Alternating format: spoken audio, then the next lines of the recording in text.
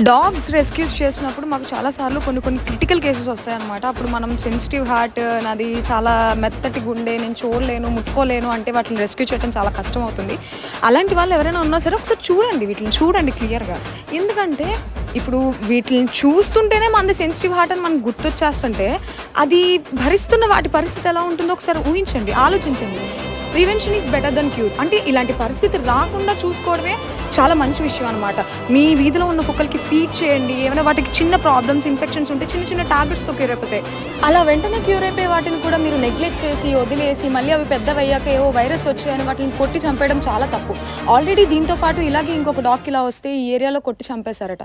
దయచేసి ఇలాంటివి వచ్చినప్పుడు మాకెందుకులే, మా వల్ల కాదు అని వెనకడుగు వేయకుండా ముందుకు వచ్చి అట్లీస్ట్ రెస్క్యూస్ చేసే వాళ్ళకైనా సరే మీ సపోర్ట్ని అందించి వాళ్ళకి హెల్ప్ చేసి వాటిని రెస్క్యూ చేసి కాపాడాల్సిందిగా కోరుకుంటున్నాం.